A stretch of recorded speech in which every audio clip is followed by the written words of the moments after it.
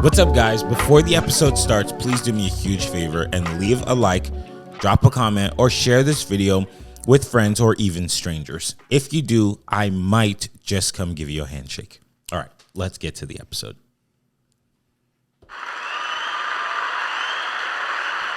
Sabalos. What it is. Welcome back. It's been a while. I know, huh? How you been? Good. I fought the Ronies. I fought Injustice. You fought Injustice. Yes.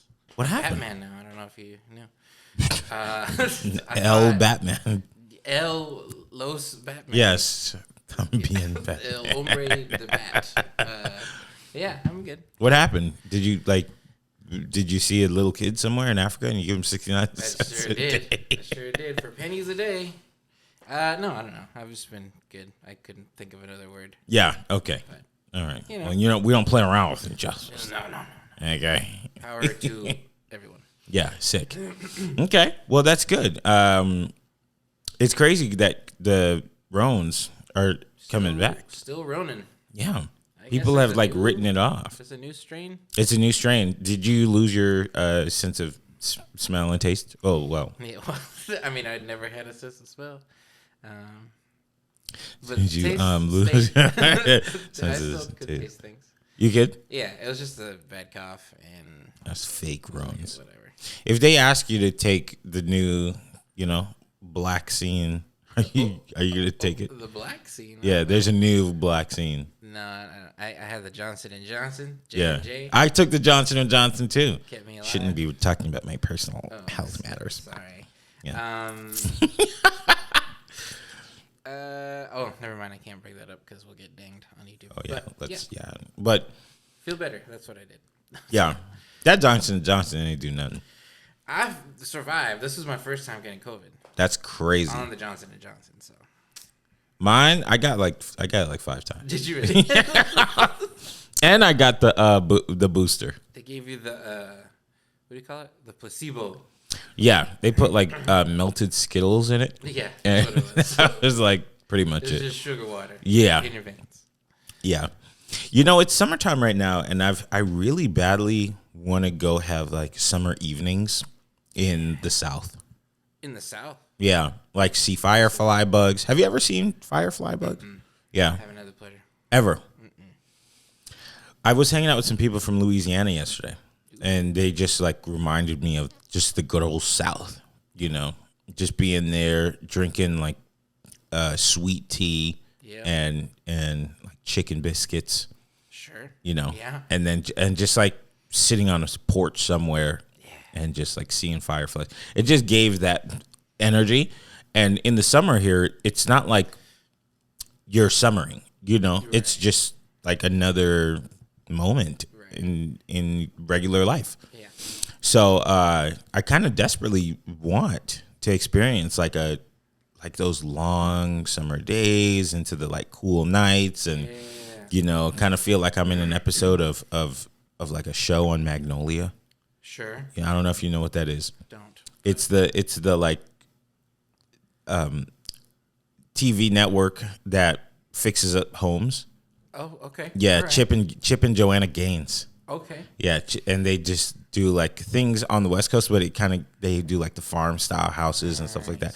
I just have those visions. Yeah. But I also hate summer because I feel like it's fat phobic. So that's very, very true. I'm so happy that we're coming into fall, even though it means absolutely nothing in LA. For LA, no, nothing's gonna change. But I like the fall. You like the fall? I love the fall. I got jackets ready, shirts. Dude, a good sweater. Oh my gosh! Put all your rolls away. Yes. It's really one of the best things ever. You losing weight? I'm like, no, I'm putting on layers. I might be because I'm burning up in here. Yeah, I might be. It's all sweat down here. Yeah, it's cool. But yeah, I can't wait for fall. And then I just love the energy of the outside. When it's fall, everybody's like, "Oh, I kind of love you now." Yeah. Because I was too good for you. Yeah. In the fall, you're like, you could come around. It's cool. Honestly, and people stopped stealing cars as much. That's true. Have you heard that Kia and Hyundai, that people are trying to sue Kia and Hyundai for the rise of car theft. And they're saying it's Kia and Hyundai's fault because they make their cars too easy to steal. Easy to steal. Oh, I don't know about that, but that would make sense. There's like all kinds of shit now though that like you can use a device to like Bluetooth link to the car and then unlock it and all kinds of stuff. Listen, I feel like people are probably right. I am a Hyundai driver, and at all times I'm clicking the thing to make sure it's locking, you know. Yeah. But I know the person's like, that's not going to do anything. Yeah. No. I think since the invention of remote start on cars, that was all security out the window. If I can start my car from the phone, you could have locked my car from the phone. Like, forget it. I remember as a kid, I spent some time in New Jersey for a little bit, and I had a cousin who started his car from inside the house, and he was like, it's just gonna like it's just gonna like warm the car up, you know, while, and then we're gonna go out there and you know it's gonna be a nice toasty car and all this stuff. And now like like it's so much deeper than all of that, you know. You know what we need to bring back to combat these thefts? The club. You guys ever have the when club? you had to put it on the thing, and then you have the key specific for the club. That's how you know you lived next to like a Martin Luther King Boulevard. Like we used to have the club and a Nissan. Yeah. Oh man, the club, and then the thing that you used to put on the front to make sure when you get in the car it's not too hot. Yeah, the like aluminum foil folded thing. Yeah. You put on the front. Oh man, those were like innocent times, you know. And I say innocent because we did it just to make sure people didn't steal our freaking car. Yeah. But it. Yeah. You remember when they used to take the radios out? Oh my gosh! Yes. In the glove compartment or the whatever. They did do that. Technology. Yeah, I mean, would you drive a Tesla? I don't think so, man. I'd be nervous to do anything with it. I'd be nervous to drive it, be too close to people, get hit. I don't know. Oh, you're nervous, like, because you might. It's so like a precious item. It's expensive. It's an expensive thing. When you get an expensive thing, your first instinct is to not break it. Understood. So for me, it's gonna break itself, though. Yeah, that too. It's gonna break itself. I got a flat tire the other day. Yeah, at the gym. I kind of knew when it happened too, because I was driving on the freeway and you just hear like, and I was like, what is that? Great. You know. But I got to the gym and there was nothing there, so I was like, okay, well, seems like we're good. So I come out of the gym, the car's leaning like Fat Joe. No. You know, and so I called AAA because I don't have a spare.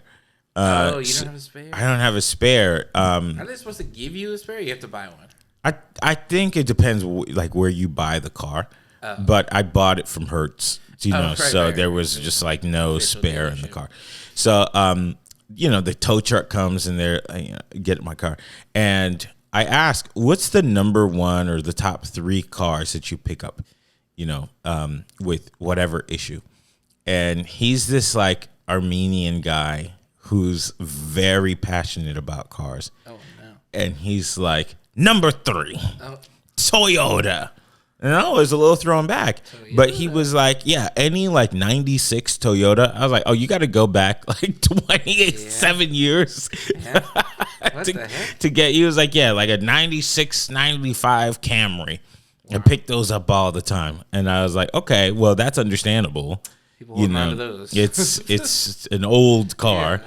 And then he was like, same for Honda. Okay. But you remember when we worked at the mall, like people used to steal those Hondas all the time. All the time. So, but then he was like gearing up for this, for like the number 1. And he was like, man, the amount of Teslas I pick up every day. Goodness. And he was like, my wife has one of these terrible cars and they're so bad. And he says they're so heavy that they get flat tires all the time. Oh my God. It's like, and then it's so heavy that you can't lift it up. You can't use a regular jack to lift it up. So you have to get it towed. What? And he was like, these cars are so terribly built and all this stuff. It was nuts. No. It was nuts. Speaking of Tesla, you know the really pretty girl in the AT&T commercials? Yeah. I saw her. Did you? Yeah. Oh, I love her. She had a custom Tesla, white. I feel that makes sense. And she was in the hood. What do you mean? Here. Oh, she was in the hood. I thought you meant like on the hood of the car. No. She was here. In a custom Tesla. In a custom Tesla. And I saw her, and I like, you know how... Go ahead. How do I say this? You know how some white people look a certain way in images, but then you see them in real life, and they don't quite look the same? Yeah. That's what it was. So I saw her in two places, really, at the liquor store and at the nail place. And I looked at her, and she looked at me. And I looked at her like, wait a minute. And she was dressed really bummy. Like, not bummy. Like, I'm sorry. I said that. But she was dressed, like, covered up and, like, mom jeans. And, like, you know, just nothing, like, fancy. A good pair of mom jeans. Yeah, you know. So she was dressed down. And you know what she's, like, known for. So, you can't see that. Right. So I'm looking at her face like, boy, how do I know who you are? And she looks at me like, I think you know that I know. You know who I am. Yeah. And so I this is probably illegal, so I don't know if I say it, but I let her pay in front of me. She's like, go ahead. No, you go ahead. And at the nail place, I heard that she left anything that she pays, she leaves the exact amount as a tip. So if her nails are $100, she pays $100 in tips. Yeah. So I waited for her to leave, and I doubled back, and I was like, "Yo, check the debit card. What name was on there?" And they told me, and then I was like, "That chick is famous," and they were like, "Oh, okay." Whatever. I was like, "Dude, no, you didn't understand. This is the chick from the AT&T. Come on, this is she's like, it goes her Flo, Leonardo DiCaprio. Yes, you know what I mean? So I was so hyped when I saw her, man. And the way we looked at each other for so long, I just felt like she, yeah. So she probably comes out here all the time. I'm gonna stay right on that stoop. Yeah. that corner. That time, and let me see when AT&T coming back. Yeah. I mean. All right, so if it's an me and Sabalos episode, we're talking movies. What have you seen lately? I saw the Barbie movie. Sick, me too. You watched it? You liked it? I have mixed feelings about the Barbie movie. A lot of not flashback, not of what do you call it? Nostalgia? No, like people are getting mad at it. Oh, a lot of flack. Yeah, thank you. I don't know if you should get mad at it, but I did recognize that it's like you go in there not knowing what it's going to be about at all. Yeah. And then you kind of get it. Like, oh, this is a part of this like greater thing. Yeah. Okay. How'd you like it? I liked it a lot. You liked it a lot. Really good. I thought the film homages were good. I thought the acting was good. I thought the whole story was good. I thought it was good. The Barbie movie to me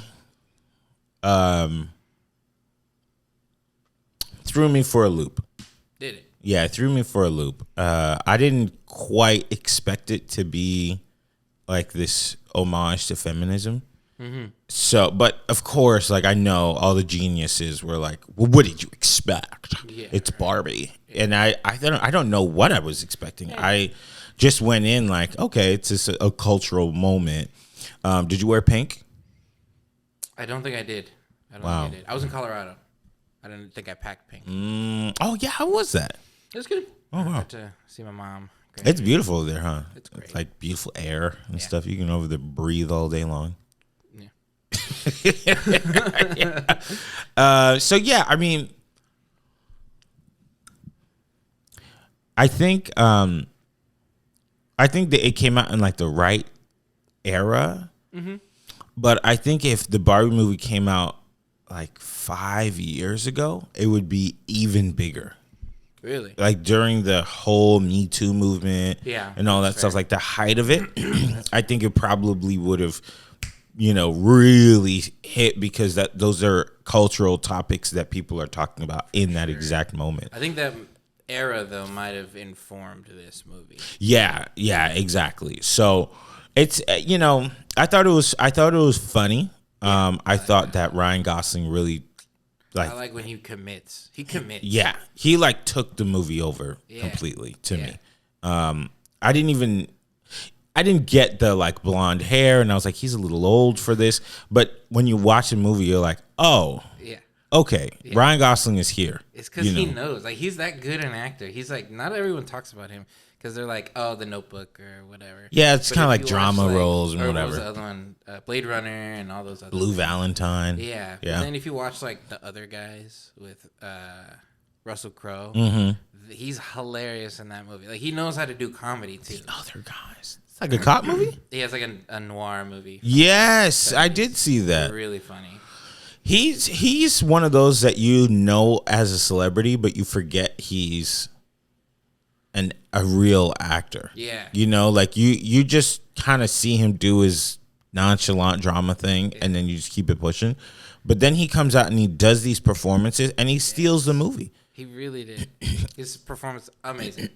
I can totally see, like, there was nobody else who could have. Maybe the other Ryan, but he would have done the, like, slick talking thing that he normally does. Yeah, the Deadpool guy would have been Ryan Reynolds. Yeah, that it wouldn't have worked the same way. I think it could have worked, but it wouldn't have worked the same way. Yeah.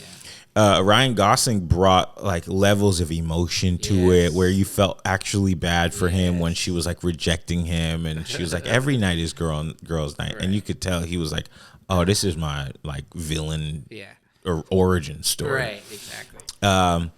But yeah, you know.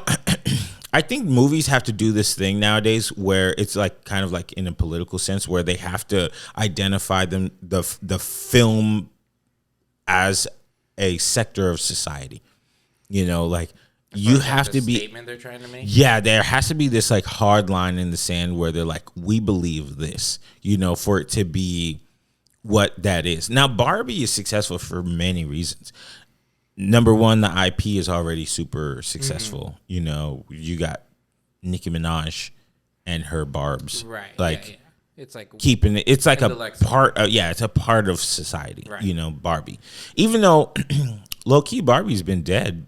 You know, like in my mind for I don't know. Like the toy. Yeah, like it's not like I don't even know that kids play with toys anymore. Right.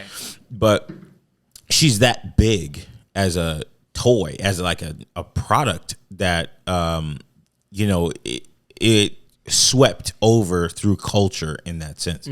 So that's one thing. So no matter what, even if the movie was terrible, it would have made a cool $250 million For sure. just off the name of Barbie. Exactly. I think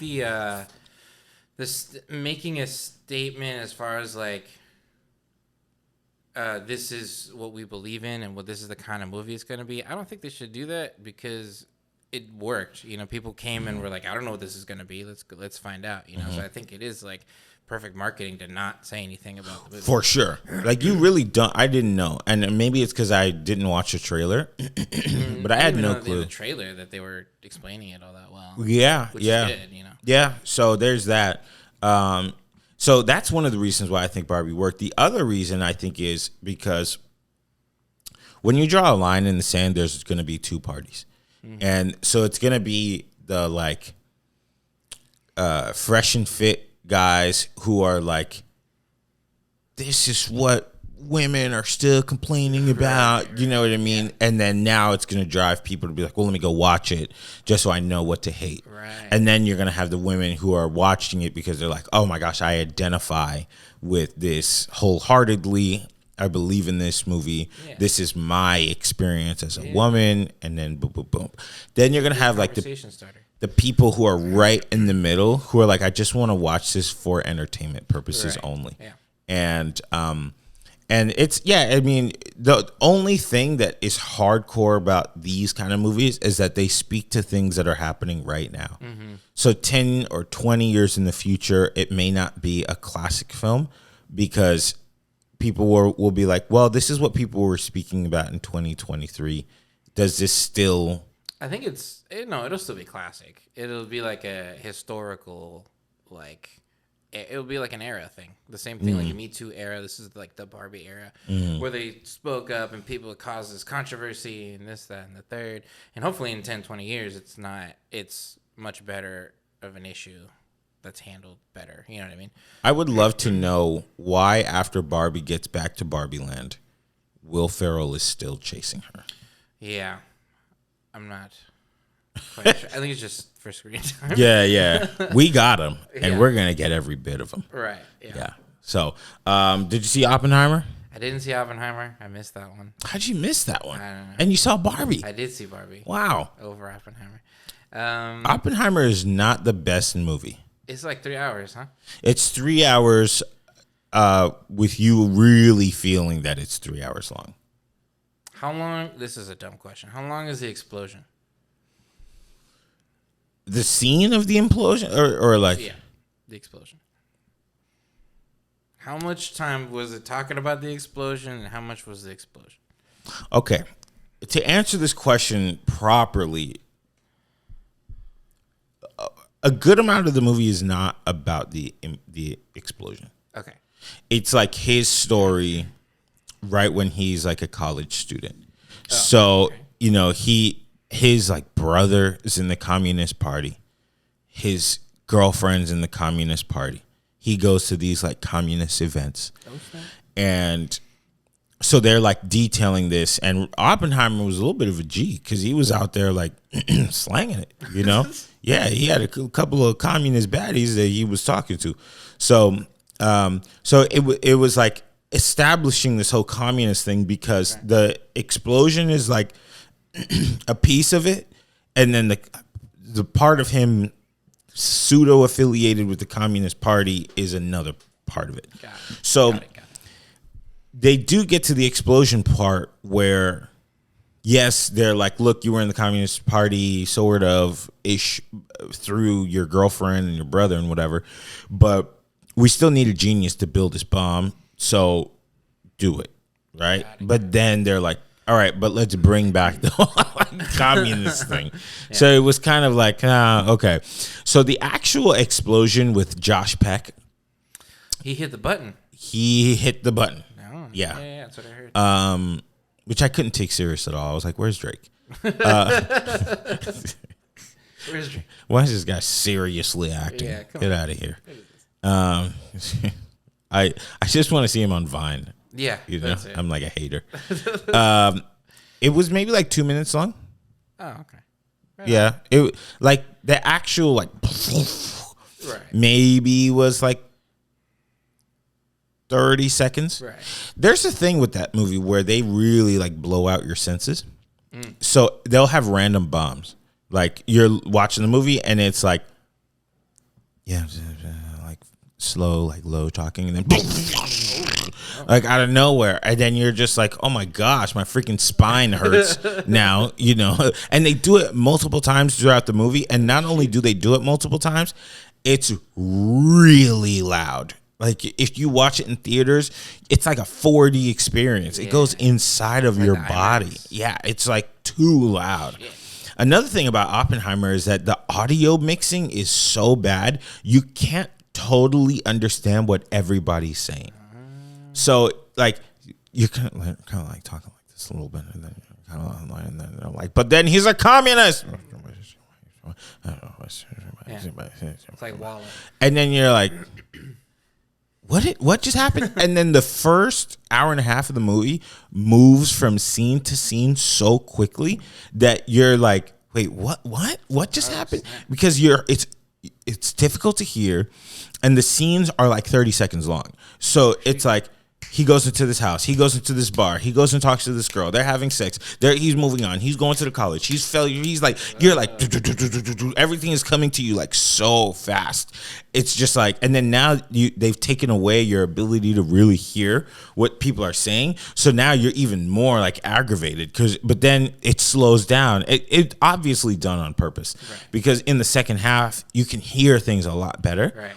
And then there's these like black and white scenes that there's so many words being said at once, but then like it's Robert Downey Jr. who's like talking in his like Robert Downey way, Right. you know, and all this stuff. But when he's kind of like doing it here, Right. he's like over enunciating everything, Right. but you also still can't quite understand everything that he's saying. So you're just like, oh my gosh, like you know. But then like it slows down a little bit, and then there's the trial, which is they've said many times it's not a trial, so you're not understanding the stakes, Right. you know. And then but like it's the more fascinating part because now he's like, oh my gosh, I feel so bad, I've made this bomb, and then the president is like, get this sissy out of here, and it's like, you know, it's the second half kind of gets you more interest into the movie, but It's on my list. But yeah, like you'd need 7 hours. Yeah. You got to watch it twice, you know, to really get it. And then at first you don't understand that these loud bombs are bombs. You're just like watching it, oh, shoot, and you're like, oh, okay, okay. never mind.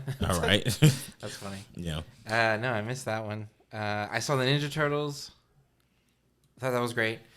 And I watched Past Lives with I don't remember the actors' names, to be quite honest with you.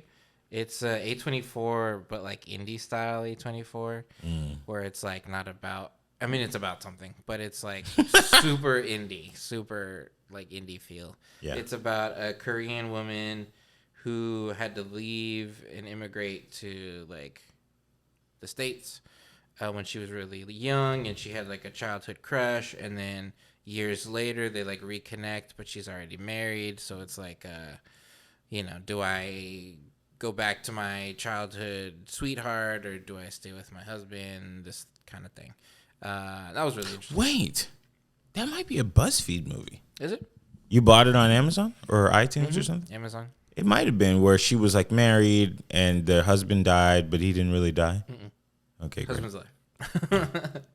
Not a BuzzFeed movie. Not a BuzzFeed movie. Yeah, I thought that was good too. And then Ninja Turtles was great. I thought it was great. Was John Cena in that? John Cena's in Ninja Turtles. Okay, then it was a good It movie. was a good movie. Cube's in it. I want to see that John Cena, Jackie Chan movie. Oh yeah. Yeah. I don't. Has that come out yet?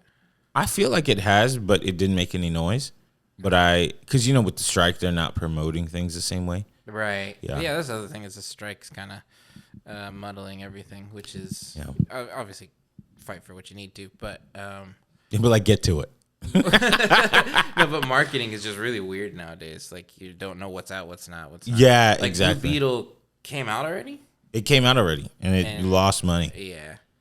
And they said it was kind of good. Really? Like I've also heard that Gran Turismo was kind of good. Oh yeah, Gran Turismo. See, like all these things, like because of the strike, you don't know when they come out. Yeah. Which you know, Which like, is crazy to like actively see now how much how effective marketing is. Right. You know, like little things like seeing reels and interviews and things like that pop up on Instagram and YouTube. You're just thinking like, nah, they're just in another movie cycle, but you're actually making real decisions.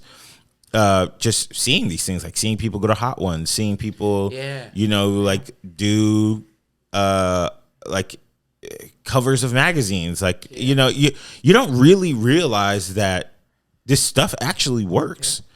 You it's know, great. I think it's awesome. I remember when the third Creed came out, and it was just like impossible not to see them promoting the movie. And so, of course, I went and I watched it. But now I'm thinking back now. I'm just like, dude, I haven't seen a podcast with an actor at all. Or like and a trailer with or, not a Hot Ones, but the with autocomplete interviews and all kinds of marketing things I haven't seen. these media brands are more valuable than you even think about. Exactly. It's crazy. I love marketing. Yeah, it's what makes the world go round. I saw the Big George Foreman movie. How's that? I think it's difficult to tell these huge stories in one movie Yeah. because, first of all, I hate watching things at home, and so, but I watched it with people, which allowed me to actually watch it. Because if I was watching it by myself, I wouldn't have even been able to finish it. And it's not that it was bad; it's just that they try to cram 40 years into An hour and a half. an hour and a half. And so they're leaving out wives, they're leaving out children, they're leaving out all these like important things. And the difficult thing is you want to know right then and there what's true and what's not. So as the movie's happening, you're Googling. Like, oh, okay, I saw this. I said, oh, they missed this, and it's like one of those. And then another thing about that movie is it seems like they had a decent budget, but they blew it on like anamorphic lenses and like things to make the movie look decent. But I just feel like the filmmakers kind of dropped the ball because there was no stakes. There was no intensity to it. It was just kind of like, here's what happened, then this happened, then this happened, then this happened, and the movie ends. And it had that like very cheap Christian movie feel, those Christian movies where it like looks pretty decent, but it's like you can tell this is low budget. They just got really decent lenses. Right. That's exactly the feel that like. That's probably why it was on Netflix. Yeah, I mean, it was in theaters and they had a production budget of $32 million, and in theaters they made $6 million. So they went over to Netflix. Yeah. I think it was number 2 on Netflix. But I think Netflix does that thing where they are very, very good at marketing like C- movies. They're not really looking to put Avengers on Netflix. It's not a good business model. It's going to cost so much money that eats up all these other movies. So yeah, you want to put out just a bunch of kind of like time wasters, movies that people are like probably going to watch, and they're not going to hate that they watched it, but it's not going to be something that they're like obsessed with. Right. So I saw that. I also saw Theater Camp. Theater Camp. I really want to watch that one. Theater Camp. Nice little movie, man. Nice little movie produced by Will Ferrell. Oh, really? Yeah, he has a production company that one is made for like male comic centric movies, and then the other production company is for female led. Good. Yeah. So I keep wanting to call it City Theater, but it's Theater Camp. And it was like a nice like small movie that I just really enjoyed. They had some great character work. I really loved the acting, the writing, which I can tell a lot of it was improv. But they were so like invested in having this small movie about a theater camp in New Jersey. Yeah.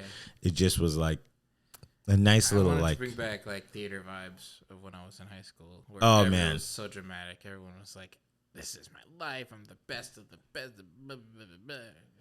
It's like a sport, but like in a very sassy way. It's so funny. It's so funny. Yeah, that's on my list for sure. I gotta watch that. That's a definite must watch. I even went and I saw it in Universal City Walk, and I paid $30 to park. There you go. There you go. So, let's see what else we have for movies. Anything else that you saw? That was it. Yeah. All right. So we're gonna take a quick break, and we're gonna have some topics, and we'll be back soon. Welcome back to the show. If you do want to do us a huge favor and just like this video, drop us a comment or maybe share it with a friend. It would be super helpful. All right. So NPR says, here are 12 things student loan borrowers should know about the return to repayment. So you don't have any student loans yourself? I don't. Yeah. I did FAFSA, and that kind of carried me through I think I did 2 years, 2.5 years. FAFSA is not borrowing? It's financial aid based on income. And I just put my income, which was very little at the time. Yeah. I thought it was borrowing. So they just give it to you. They probably give you like $2,500 or something. I don't remember. You went to community college? Community college. Yeah. They probably gave you just enough to like cover community. I had to pay for books still. How much were your books? You remember? I always got them online. For free. For free? Yeah, I always found like the PDFs of the textbooks. Jeez. This guy knows how to save some money. Yeah. All right. So as you guys know, come September 1st, student loan interest have returned. Come October 1st, you're going to have to start making your first payments back over again. It's been an interesting journey for me with these student loans. And I guess I can give you like the full breakdown, but in 2020, really 2019, but 2020, I had a good amount of debt on me. And this is like really exciting to talk about because at the time, people would send me like Dave Ramsey videos and things like 10 that. things you gotta have. Yeah, like things to do to get out of debt or reduce. And I didn't really totally know or comprehend. I didn't comprehend. I knew, but I didn't totally understand like the negative effects that debt was having on me. And I kind of just felt like it was normal. You know, my mom is a huge, like, I just put it on the credit card person. And so by that time, there was this crazy year, 2016. I took out a lot of debt and I lost a lot of money, just like trying to grow the company and all that stuff.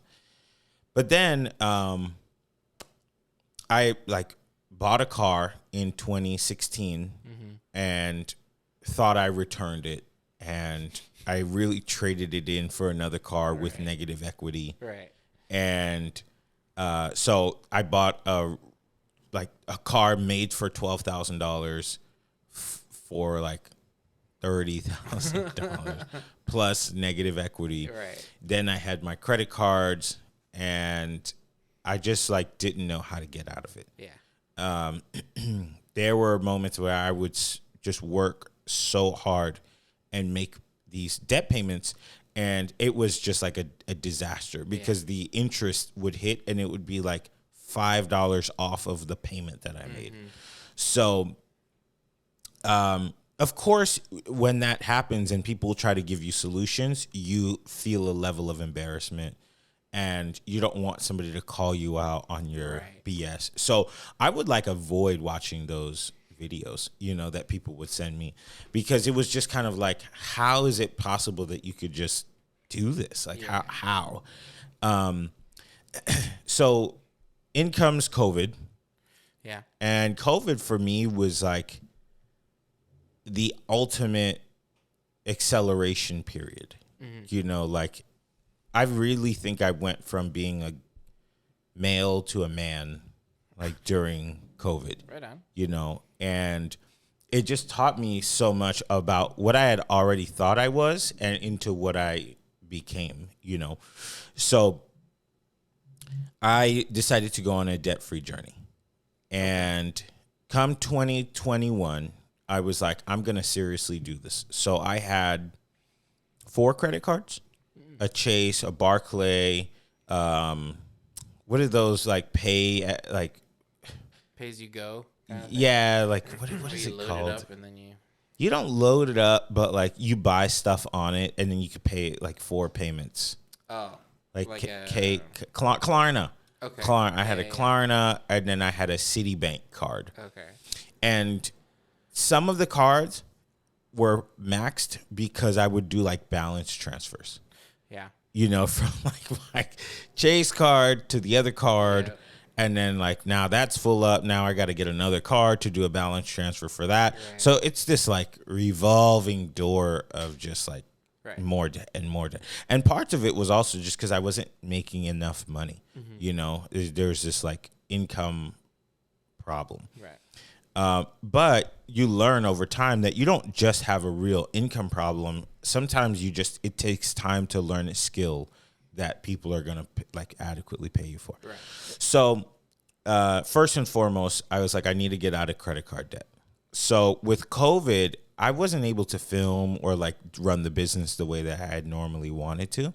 So I was just literally finding any way, whether it was working at the marketing company or teaching or side gigs or whatever, but I was throwing everything towards my credit card debt. And so when it was all said and done, I think I had somewhere around like $37,000 in credit card debt. And I remember when I made my final payment, I would pay like huge chunks at a time, like $4,000, $2,000. When the unemployment was there, you know, we had the like $1,000 a week. I was just like, take $800, like take everything. And the journey, like, I don't know if you've ever been on something like that where you just feel so exposed, but you're so incredibly motivated that the journey is actually more powerful than the destination. Because I remember making my final credit card payment and then thinking I'm going to feel this incredible sense of victory, and I didn't. I kind of just made the payment, and then I was just kind of like, oh. That's it. Huh. I don't feel any different. But then the car. Yeah. So then now this was insane. I didn't even pay attention to this. But I bought my car. I bought a car in 2015. The bottom fell out. So a year later, it was a used car. It was only a year old, but the bottom fell out. And so I drove it to the dealership, said, here's the car back. I'm going to Toyota. I'm getting the car I really want. They said, no, we'll give you a brand new car, no down payment. I'm like, oh, must be because I have great credit. Yes, you have great credit. Here, take whatever car you want. We're going to give you the payment you want, and it's going to be great. We're going to do lease to own. And I was like, I don't know what that means. So sure, as long as I can do the monthly payment, I can afford it. Well, that monthly payment, like the lease monthly payment was fine. As far as like affordability goes, it was like $200 or $229 or something. But then when they switched it over to the own, it was like $560, you know? And then that's when I was going through my debt-free journey that I realized that I went 3 years paying on the car, and those payments meant nothing. Like absolutely nothing. So I had thrown $20,000 or so away, and then I still owed $17,000 on the car. But then I found out I had negative equity from the old car that got lumped into the new car because they were like, don't worry about it. It's just this old thing. Like, not going to say they took advantage of me. They just understood that I just did not know what they were even talking about. I was just like, I just need a car that I can afford the monthly payment for. So now my mind is like, how quickly can I pay this car off? And so I'm like doing the double payments, the $600, you know, $1,000 until I get to Vegas and you're there with me. Yeah. And, we're at a red light and somebody like smashes into the back of the car going 70. And it was like the best night of my life. So I was like, Gap, baby. Yeah. Oh man. I was so happy. I got out of the car like after we were okay. Man, I didn't even know what my status was. I just knew the car was totaled. And I was like, whatever my physical being is right now, I'm gonna be okay. Yes. I was on the sideline, like shaking out of shock, but also kind of like, I can't believe I just got out of this. And you don't even know, but like when we were in Vegas, I would be in the shower calculating the payments in my mind. Like, how do I get out of this? How do I get out of this? How do I get out of this? Like beyond stressed about it. But no one knows this. You know, it's just like in my mind. So the fact that 12 hours later, somebody took this off of me, I was like, oh, great. Okay. Thanks. Then I found out gap payment doesn't cover your negative equity. So I still owed like $5,000, which I ended up paying off with one single payment. Or better than 17. Yes. You know, and then after that, I bought used cars for cash only. And it just like changed my dynamic, my relationship with money. So then now the credit cards are gone. The car payments are gone. Now I'm like, I have a big wave in front of me, but I have an ambitious goal. I owed $70K on my student loans, and it was my dream to pay off my student loans with a single payment one time before the student loan forgiveness or what do they call it? Like the halt, when they were halting the student loan. It was my dream. And so I started doing the math. Like, okay, how much do I need to do to save to get to this point? How much do I need to put aside? Do I put it in a mutual fund or something so I can get 5% on it, 6%? That way it can help me. Well, I didn't make a single payment. Not one. So I was living like I had no debt, but I truthfully on the side was just stuffing everything away. Like I would get paid and I would be like, what if I could put an extra $50 in this? And then I had a second savings account that would just take away things. Every time I bought something, it would round it up. But then I had a third savings account that would take $70 away every week and then put it in a investment account. Wow. And so I ended up getting like $7,000 out of that account that like just grew on its own. It like all of this stuff. And then a week ago, I finally opened it up and I had a plan in my mind.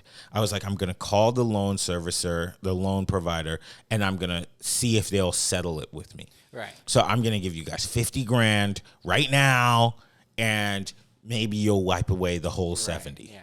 So I call and I throw it on the table, and I really do so in a very like salesy way. Like I think I got him. First of all, because it's you have a specific way of talking to people that they're like, huh, maybe that's a possibility. Yeah, you know. And I got the girl on the phone who was like, you know what? Let me see if I can help you. Let me see if I can do this. Like what can I do for you? Right. And originally it was like no, we don't do that. But she started softening up. So this is a boxing match to me now. Yeah. And I'm like, I'm about to put him on the ropes, and I'm gonna pay $20,000 less, and I'm gonna be debt free. Right. I can't like believe this. And then she gets on the phone with her manager, and the manager goes, look, settlements are a pre-pandemic thing. Oh. We're gonna put you on a payment plan, and you can pay it off over the next 300 months.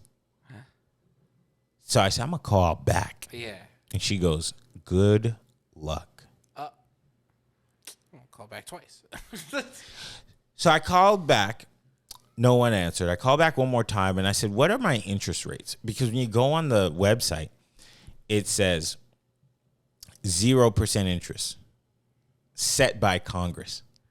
So I say, what are my interest rate? And their response triggered what happened next.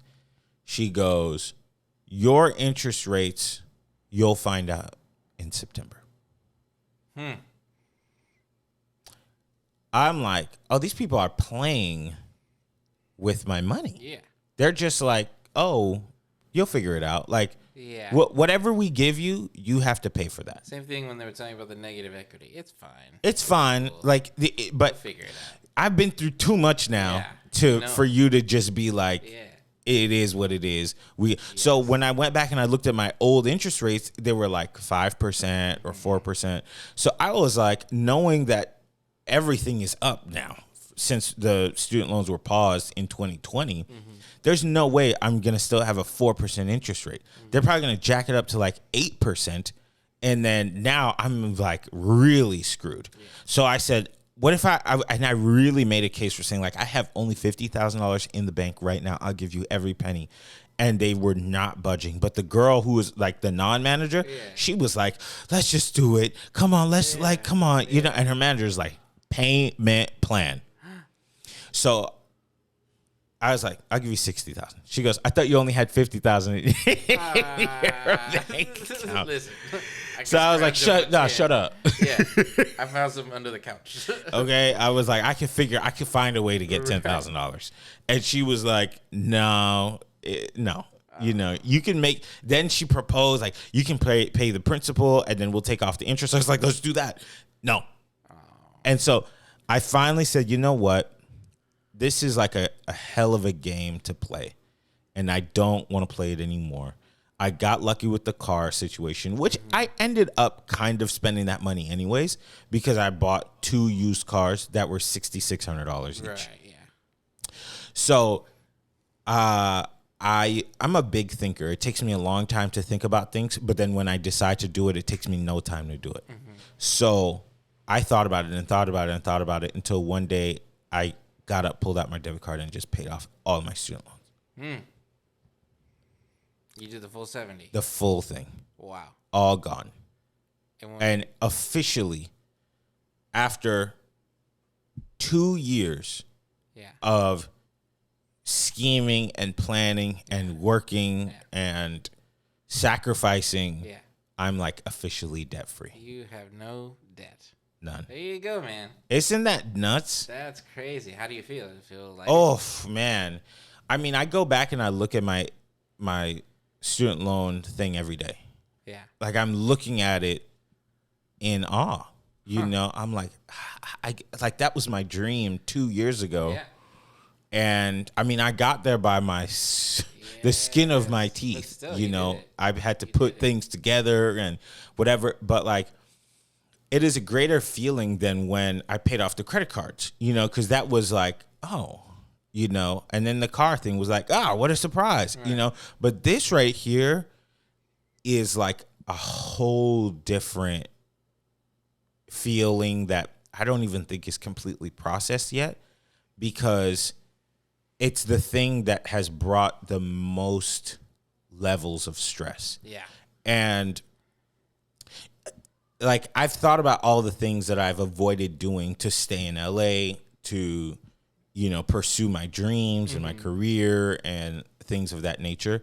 Living in a place that most people would be like, I wouldn't live there, you know, or like having roommates, or not living that like flamboyant LA lifestyle. But I've always just been like, let me just keep my expenses low, because there is going to come a day when I'm going to take this really seriously, and it's going to mean something for the rest of my life. Right. And now, like, I look at my credit report to just see, because the last thing on there is the $70,139 from the student loans, and I'm just waiting for it to just be like, you don't owe anything. Right.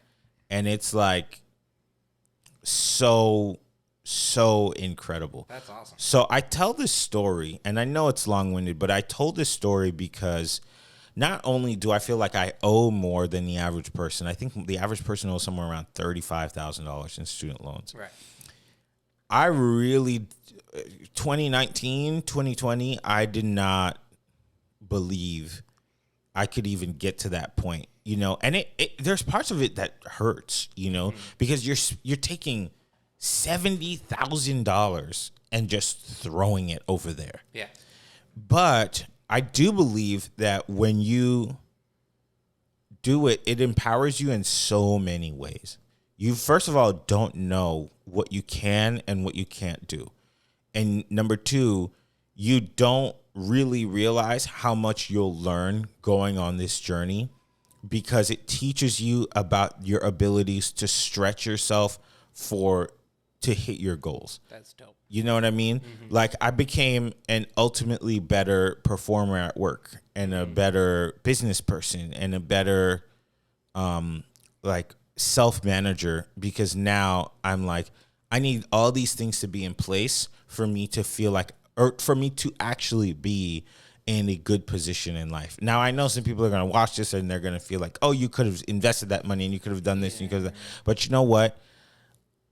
I have tried to play that game of like living like double life, you know, a little bit of debt, a little bit of this, a little bit, and I just don't want to, you know.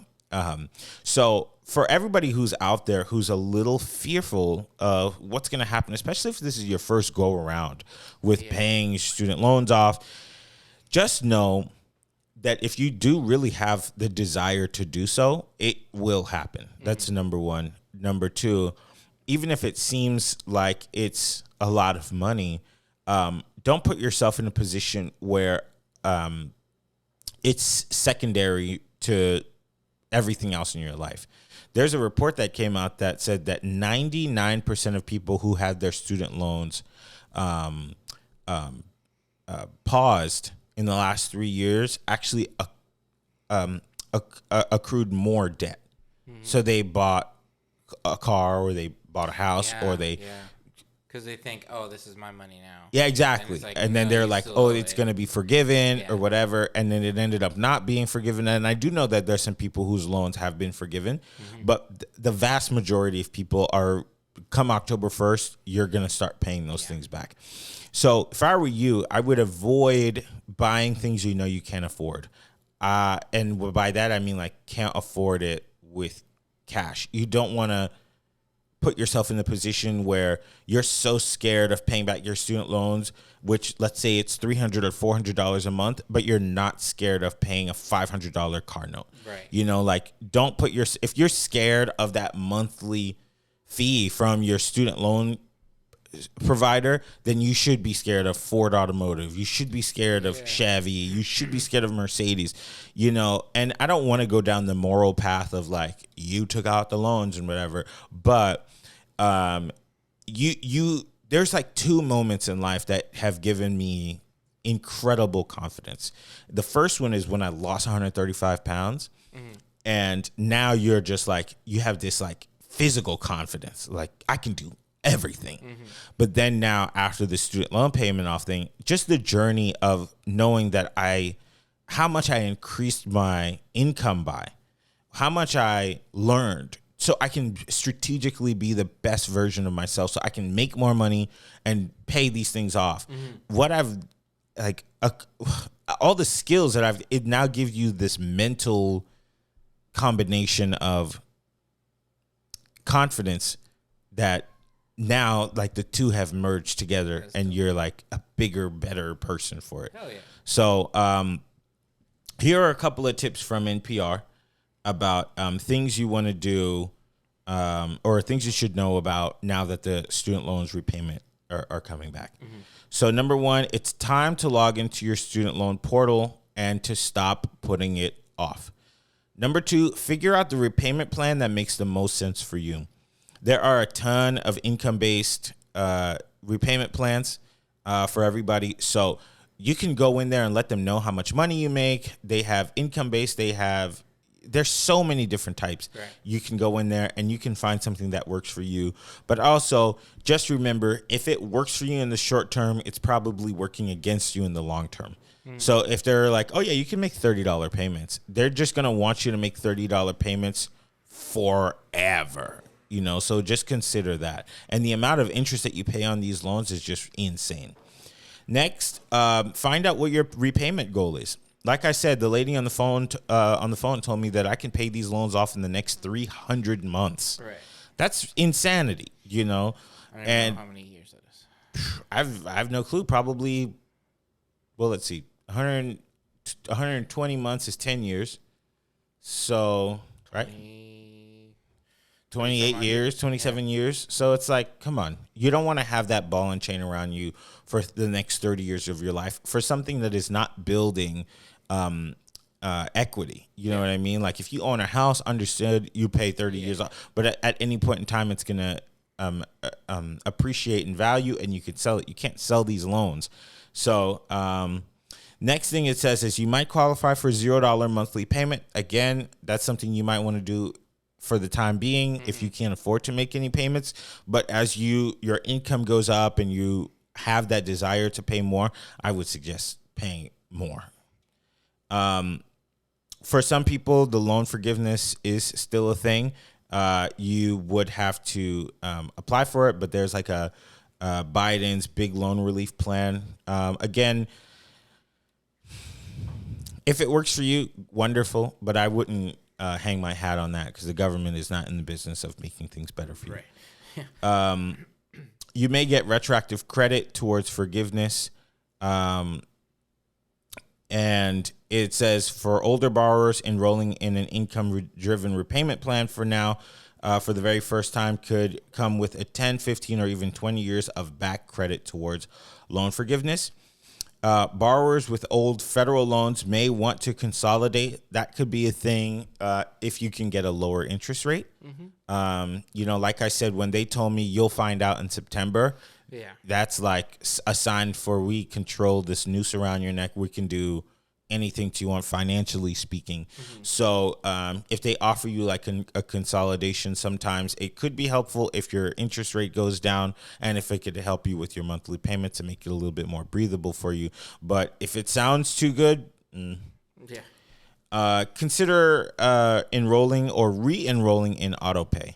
So that's something that's important for a lot of people because people are more irresponsible than they sometimes feel like they are.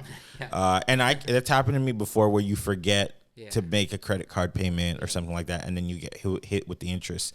And your whole thing is like, I always pay off my credit card every single month, and all of a sudden you have a like $30 interest payment. Right. So that could be helpful because it just puts your life in these strategic boxes of, I know how much I'm going to have at the end of the month because automatically things get taken out. There's an on-ramp for all of it. So it says for the next year, the Biden administration is trying to ease borrowers into repayment by not reporting them to the credit agencies if payments are late or missed altogether. You don't want to be a part of that.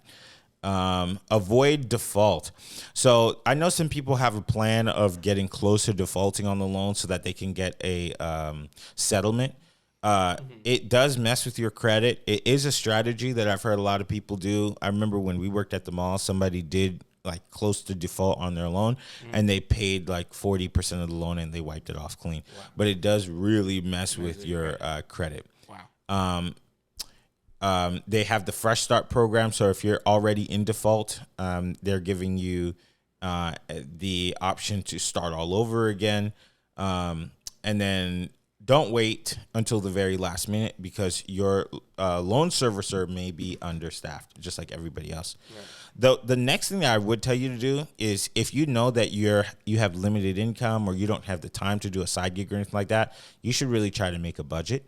Yeah. I didn't really operate on a budget just because I kind of did it in my head. Right. Because my expenses are so low. I just have rent and food. Right.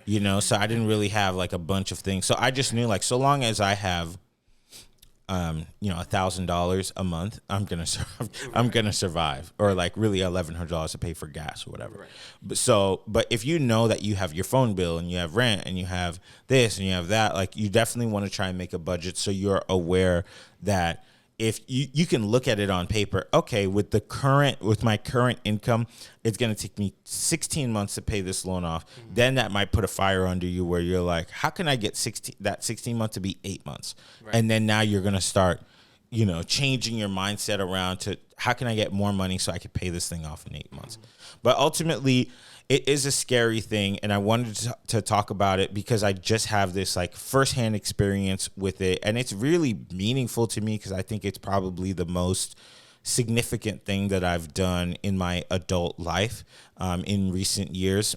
And the moment that I got onto this debt-free journey, it's been nothing but like incredible revelation after incredible revelation, and it's just been good for me all the way around. So I want to thank me, for putting in the work, but I also want to shout out to the whole Dave Ramsey team.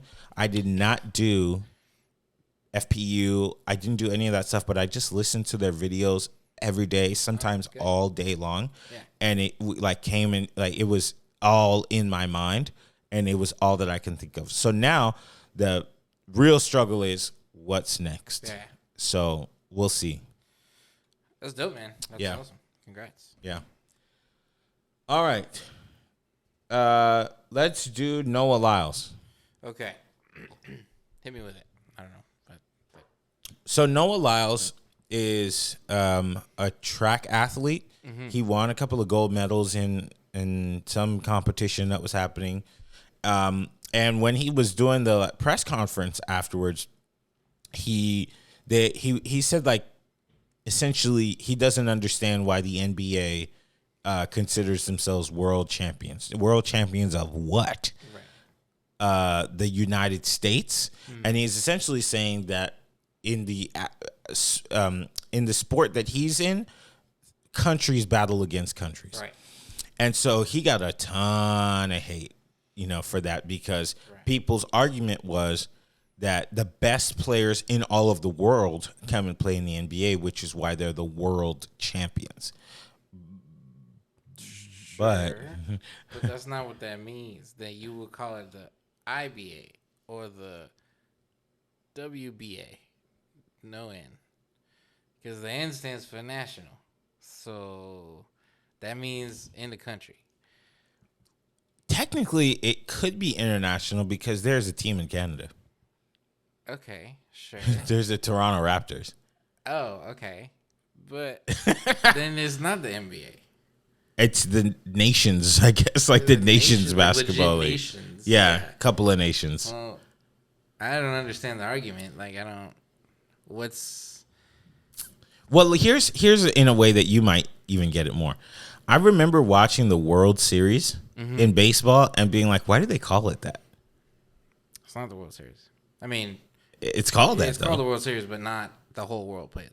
You know? Exactly. But Like I think soccer. are they doing the same thing where they're like, but the best players in the world come and play here, so it's the World Series. Sure, but then call the NBA, have a specific World Series for the NBA.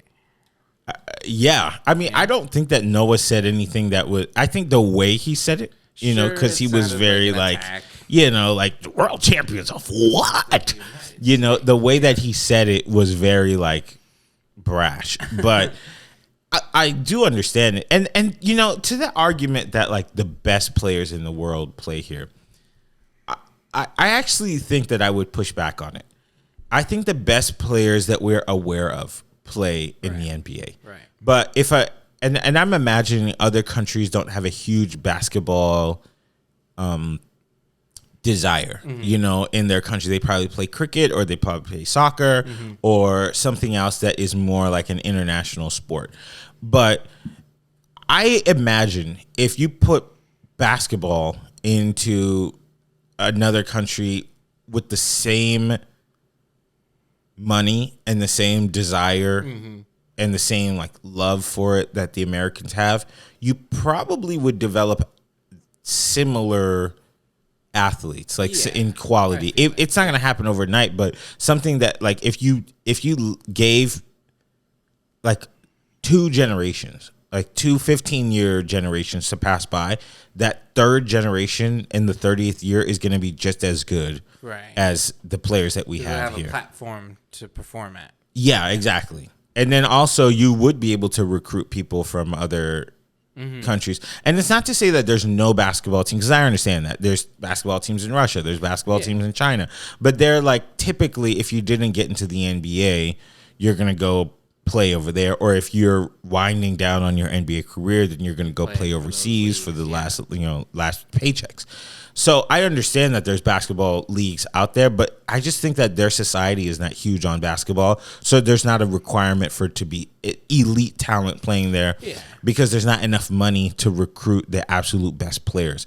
But if you did give that to these other countries, like let's just say another wealthy country like China maybe or India, I don't know, but if you gave them the same desire to want to be good at basketball and you just threw soccer money at basketball players, the Americans might have a run for their money. Right. They might have some competition where they might hit the World Series or whatever world thing, and they might not win. Yeah. So do you feel like baseball players have the same mindset? Like they're always pulling people from Mexico and from Puerto Rico to come play? Yeah, I'm from Asia too. A lot of Asian teams. First of all, Asia has a huge baseball culture that it's like Asia does? Yeah. Oh. It's like huge. Yeah, no, I think they're all very well aware. Like, sure, we have awesome teams that are players that we recruit from other countries. But I think they're very much like, we got the whole world playing baseball, or quite a few countries playing baseball. So, like, I don't know. I don't think they have the same, not arrogance, but confidence, maybe, to say that. But they do call it the World Series. They do call it the World Series. And they call it, they're like world champions? Is it world champion? I don't know. What do they call it? I don't know. I think it's just... They won the World Series. Just the World Series winners, yeah. Well, shout out to the folks in the NBA. I saw Kevin Durant and Drake, and everybody was just kind of like talking down. But Sha'Carri Richardson did kind of agree with him and say like they're not flying flags. They're battling state to state, which is very different than battling a Ugandan basketball team versus an Australian basketball team. It's not knocking anybody's talent. It's just saying. Literally, it's not. It's not the world. Yeah. I understand what he's saying. He should have just said it a little bit nicer. Yeah. Well, when you're track star for the Olympics. You know, You have a little bit of you confidence got a on little you. bit of room to say what you mean. Yeah. Yeah. So the other day I went to the 50 Cent concert. Hell And yeah. today is Beyonce's birthday or something like that. So birthday. everybody's going to the Beyonce concert. Well, I saw my Beyonce Yes. in the form of 50 I Cent. lived my T Swift dream Yeah. in the form of 50 Cent. In the form of 50 Cent. So, I mean, it was a great concert. First of all, I didn't realize that 50 had so many hit songs to the point where he didn't perform Wanksta. He didn't perform Really? certain songs that he did with G Unit. He didn't do Tony Yayo's big song. He didn't do the songs that he did with The Game. Like, he was missing songs, and he had performed for a while. It was still good, yeah. And so the big knock on 50 is like, oh, he only has one big album. But He has a lot of hits, Yeah. more than you recognize. Yeah. And he was going and going and going. Even after he did In the Club, he had more songs afterwards. So it was like a great show. I saw Jeremiah, Busta Rhymes, Trouble, Nas, Chris Brown, Tyga, DaBaby, Okay. Bia. Okay. They all came out for this show. So I understand how people are like, oh, it's 50 and friends. Stop it. It's 50 and then there's other people came. Right. YG. So the big thing about this 50 Cent concert that I went to is there was horrible audio the whole night. You couldn't hear what people were saying. Like, you can hear them, but you can't comprehend it. Where was it? It was at Crypto. Where's that? Staples. Oh, it's the new Staples. Staples Center, yeah. So you go in there, and the best way to explain it, my friend said it's the perfect way. It's like when you hear a party next door, and it's kind of like you hear it really loud, but you can't quite decipher the words. Yeah. So there was huge audio issues that whole night, and so 50. We know that if you like caught a moment in the concert, he was like, "Hello, LA.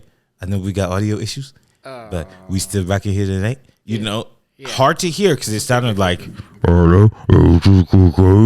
it sounded like all muffled. But in the background, while YG was performing, it turns out that 50 got a little upset. The old Fofty came out, and the audio was bad. And he got upset and threw 2 microphones. One of them beaming some radio personality woman in the head, leaving her with this giant I saw the photo. Oh my God. Mark in her head. That is nuts. He even posted that the audio was so bad that Lil Wayne was supposed to come out and perform, but Wayne was like, the audio is so bad, I'm not coming out. Right. So first and foremost, if you were that lady, or if you're not that lady, how quickly would you jump in front of her so you can get beamed in the head by the microphone so that you could get a payday? Oh yeah, because I know that lady's about to get a clean several hundreds of thousands of dollars. God. Yeah, that whole night of revenue is going to her. To the forehead? I'll do it. Man, I'll do it right now. It's not. What's gonna happen? I can't smell anymore. Yeah, what the heck? It's already busted up there. Man. Oh, man. The crazy thing is, I remember when he came back out when he was performing with YG, and there was like nothing happened. He came out and was like, 50 in the house, and all of that. But like 2 seconds before, he had just bopped someone. Yes. And 50's actually very buff. Like, he has this segment where he does like with a wife beater, and he looks like he's in boxing shape. Right. Like, he looks like he can knock somebody out. That's crazy. So the fact that he took that microphone, he beamed it in her. One comment said it looked like he saw Ja Rule in the front row.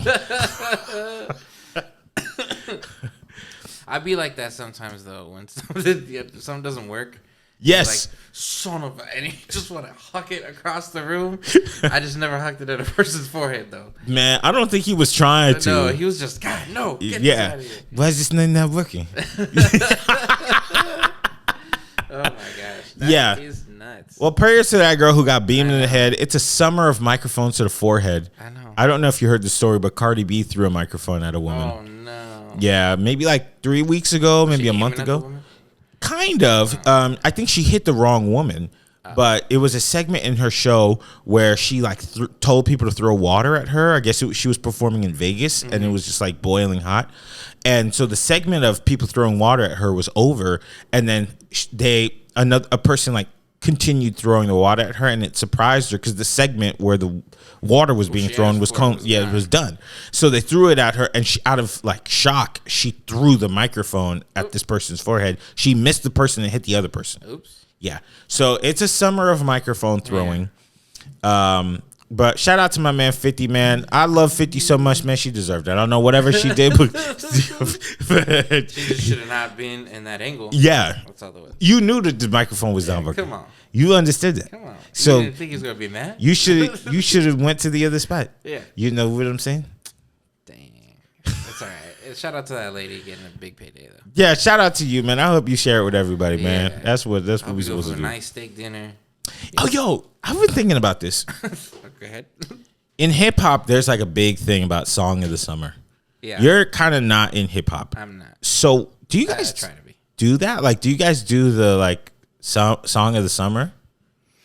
What do you mean, you guys? What does that like mean? People outside of the no, but like people who listen to alternative music like rock or like whatever you listen to, pop. Do you guys have songs of the summer? There are for sure. I think this one's the one that's like popping up on my feed all the time is by Jungle. It's called Back on 74. That is popping up. First of all, the video is really fun. But the song itself is just, it's funky and it's moving. It sounds like, to me, it kind of sounds like Eddie Murphy's song. My girl loves to party all the time. It has that kind of beat. Obviously, it's not like that, but it's really good. So yeah, it's a rock song. This summer. It's a like a funky song. It's funk. It's like I'd say funk. I don't know how else to describe the genre, but yeah, it's really good. So yeah, there are songs of the summer. I think this one's is like really popping. And then for like the pop songs, the Taylor Swifts and the Adeles and all that, I don't know. You would go to a Taylor Swift concert? I don't know that I would because I don't listen to her music. Yeah, that's how I feel about this Beyonce concert. I know maybe like 5 Beyonce songs, that's the thing. So I'm like, I would go, if but like I'm not interested. For sure, I'll be there. I'm just not die hard. Yeah, I went to the Baychella, and I only knew like maybe 10% of the songs there. Yeah, I was bored. It's one thing when you're like at the concert, you know every song. Yeah. When you're there and you only know a couple, you're like, oh. Yeah. Really a fan? No, I'm just kidding. Yeah. Okay, so you guys do songs of the summer. Interesting. There are. There's just different vibes, different genres. I also just listen to a lot of different music, so it all kind of. I like that. I can like find a song for this season, and then there's like 4 others in other genres. Yeah, that makes sense. All right, did that. All right, here's one last topic before we get into our quick answers.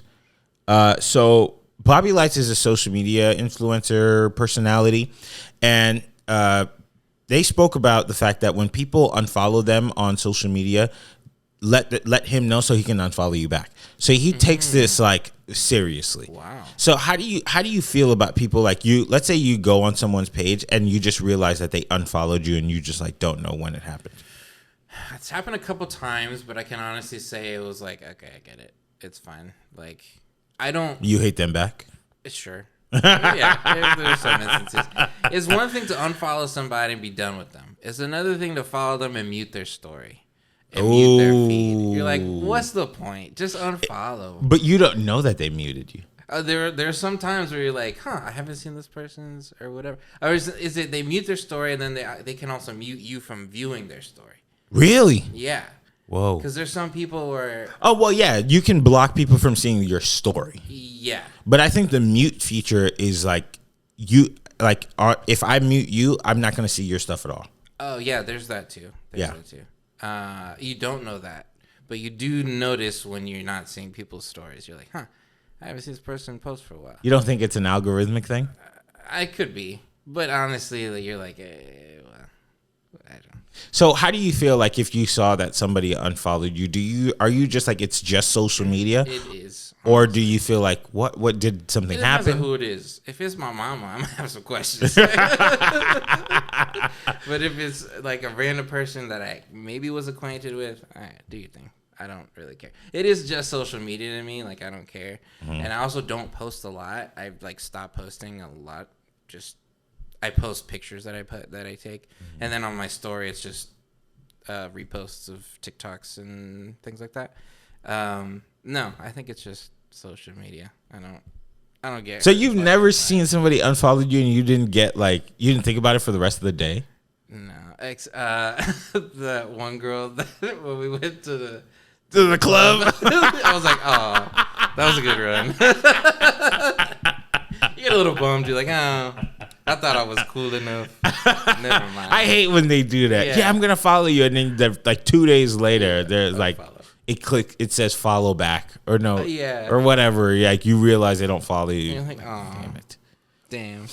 I have seen plenty of people unfollow me, and it's people that I think I'm like we're cool, and then I definitely think about it because I'm like, did I do something to you? Yeah, you know, like did something happen? Like, did I fuck up somehow? I always appreciate the people who are like, I don't like the memes you post or whatever, so I'm gonna unfollow you. Okay, cool. Like I can appreciate when you let me know. Yeah. But there are some people out there who you just like, you're just so unsure. You know what happened? Yeah. Are we still cool? Like, should I text you at times? Yeah, like did something happen? You know, so I kind of do get it because social media. So I haven't used my Instagram is like April, May, June, July, August, September. So we're at 6 months now.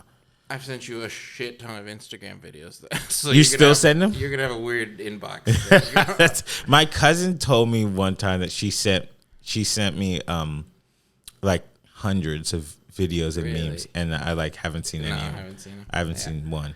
So I'm bordering on 6 months now of not using it, and I do realize how much I use it to speak to people.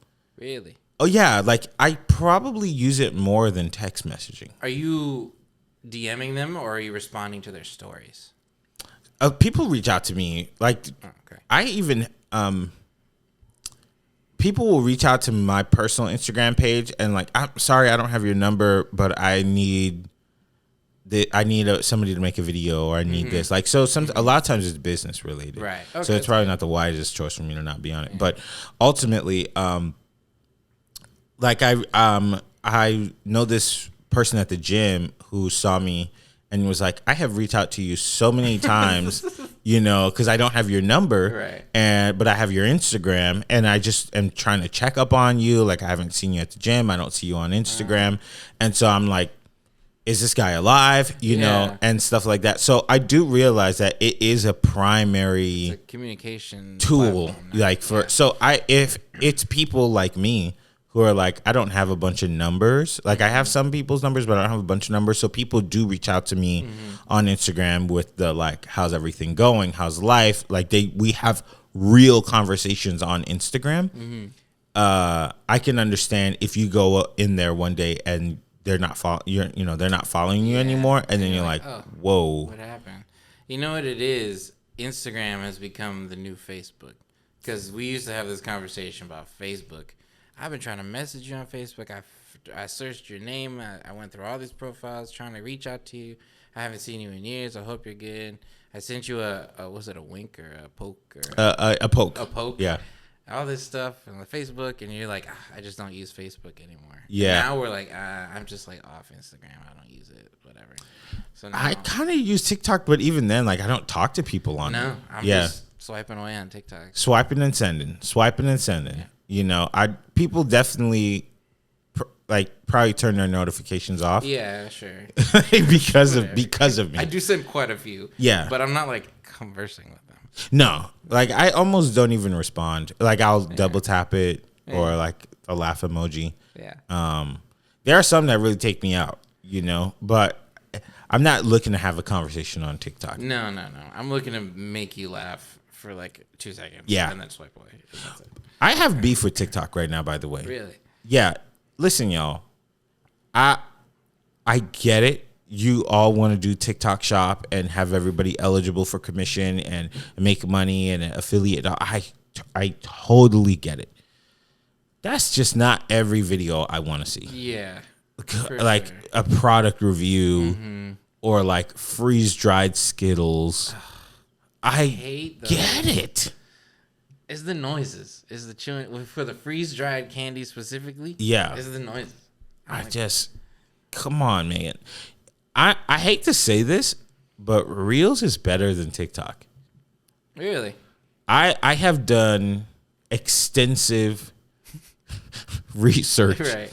So I still have the MOI Instagram page. Yeah. So I go on there all the time. Like I'm looking at how videos are performing and all this stuff. Subscribe to us, by the way. Subscribe to the MOI page on Instagram. Our YouTube channel got 80 followers in the last like 10 days. Keep them coming. Yeah. So I've done like my research to find out what platform I like the most. So Facebook Reels, YouTube Shorts, TikTok, Instagram Reels. Okay. In that order. Or you just No. I'm just naming out which ones that I've looked at. Mm-hmm. So, number 1, Facebook Reels. They have like, boy, is it so interesting how it gets broken down. But the content on Facebook Reel is made for someone who's like 44 and likes like Facebook skits. Mm. It's so odd. Yeah. But it's like legit shot for Facebook. I can't even I almost can't really explain it. Yeah. But it's like not something you would right. naturally experience on any other app. Platform. So the number one thing that I've deciphered from these like vertical video platforms, they all have their own identity. Yeah. And something might work on one and most likely won't work on the other. Right. So Facebook Reels, I can get lost in it. A lot of car videos, car cleaning, car detailing, shot the exact same way, like car revealing a new car. Like it's a lot of cars, right. You know, or like guys fixing up something, you know, that I'm just kind of like, oh. So Facebook, I would give it a solid, let's do this. I'd give it a B. Okay. As far as like keeping me on there because I'm in the prime age of being young enough to kind of like that stuff and old enough to appreciate it. All right. YouTube Shorts. YouTube Shorts is celebrity driven. Yeah. Or celebrity adjacent. So popular things. So they're going to talk about, like I watch a lot of like YouTube Shorts that are based on technology, but like popular technology. So here's 2 things that iOS 17, right.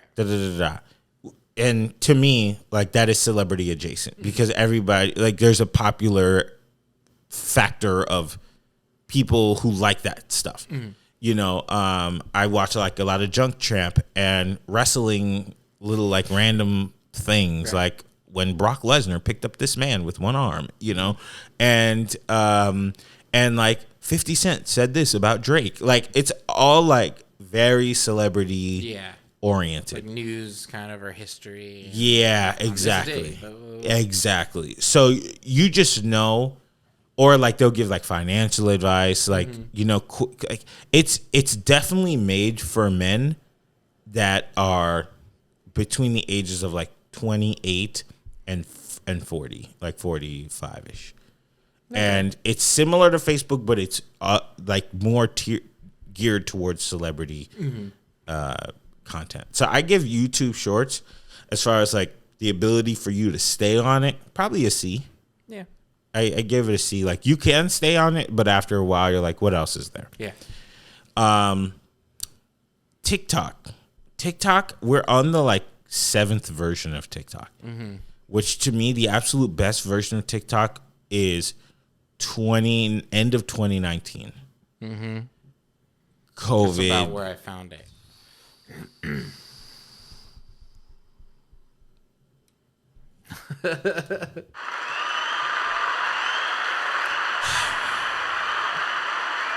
I don't think anything can defeat that period of time on TikTok. I get it. There was a lot of trends, dancing, people are like, it's a kid's app and whatever. But the level of comedy that people were making yes. in, what was it, 10 seconds maybe? Yeah, I think it was like. I think it was like 10 seconds. Yeah. Or 15 seconds, something like that. But it was not this 10-minute thing that It was like Vine. Oh my gosh. It was like I couldn't put my phone down. Yeah. I was obsessed with TikTok for 3 months straight. Mm-hmm. And then it started like wearing off and whatever. But now TikTok is probably my least favorite. First of all, the videos are too long. They really need a section where they're like 15 and under videos, 30 and under videos, minute-long videos, and then everything else. Right. Because now, yeah, I'll get into a video, but then I'm like, dang, it's been 2 minutes, and there's 7 more minutes to watch. Like, I could have just watched a YouTube video. Yeah. You know? And then trends on TikTok are hardcore. They're hardcore. So once you see one TikTok shop video, there's a billion TikTok shop videos. And then after a while, you're like, when you first get into it, you're like, okay, freeze-dried Skittles. Now you're seeing it for the billionth time. Yeah. And then you're just like, okay, well, where's the funny? Yeah. You know, I'm trying to watch something hilarious. Yeah. And it's just, So I give TikTok a D. Okay. Yeah, I give TikTok a D. That's fair. Instagram Reels, gold. Yeah. Gold. That's where the short, funny ones are. There is nothing long there. No. And they get straight to the point. Yeah. It's like, the old TikTok. They give, like, you're going to watch the video within 20 seconds. Yeah. And or less. And it is incredible. I give Instagram Reels an A. It's built for just about everybody 18 and up. Mm-hmm. You're going to find something that you're going to love. Yeah. I like Instagram Reels. I do.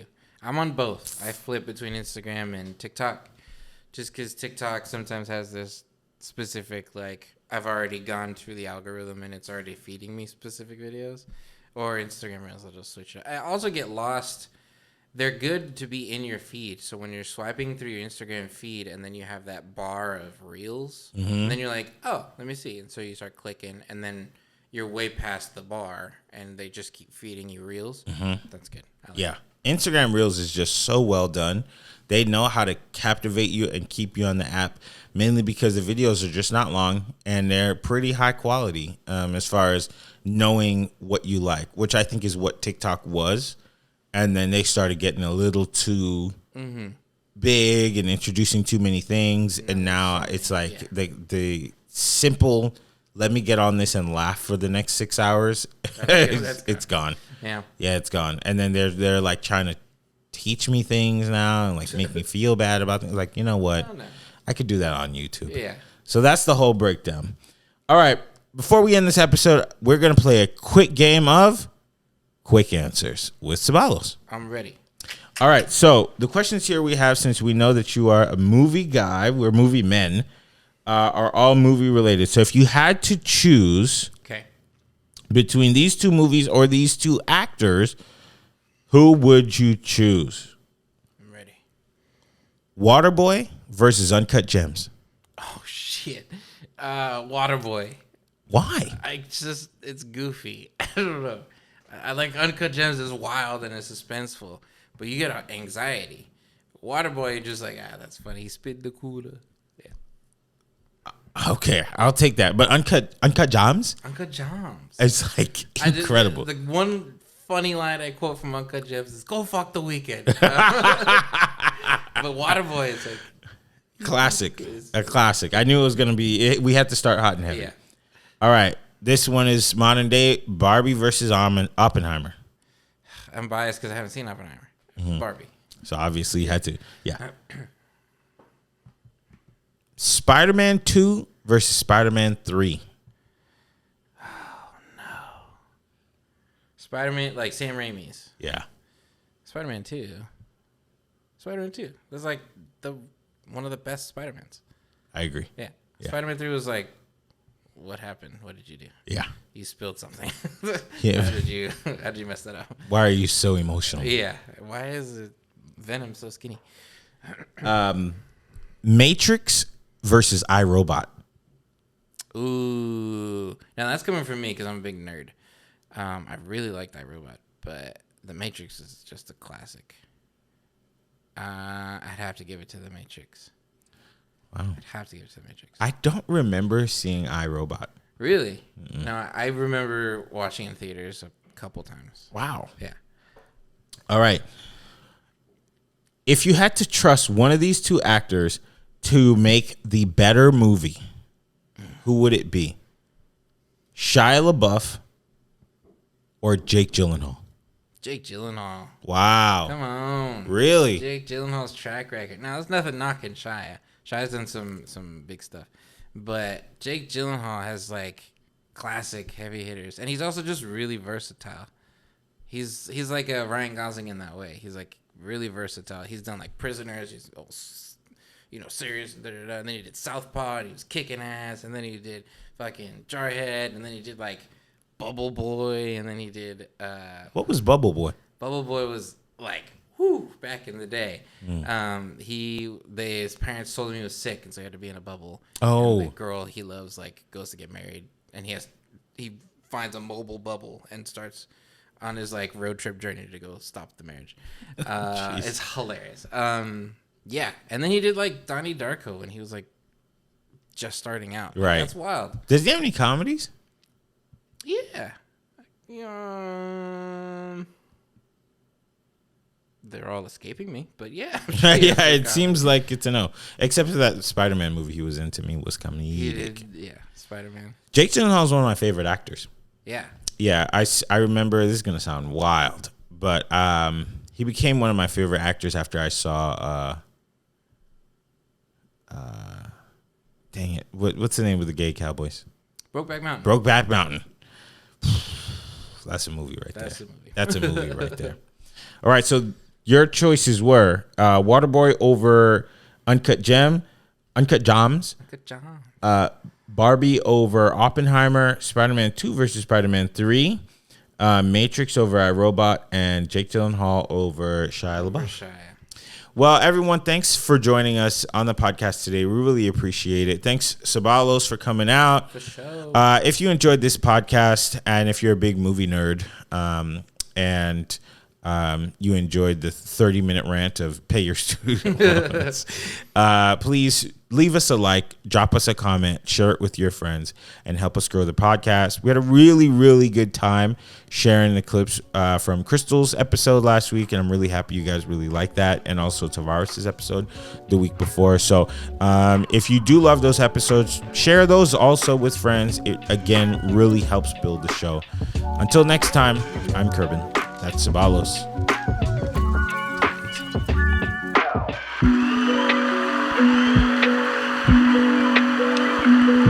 Thanks for listening. If you like what you saw, please make sure to subscribe to us on Instagram at MOI Podcast. And please check us out on our YouTube channel by searching Men on the Internet Network.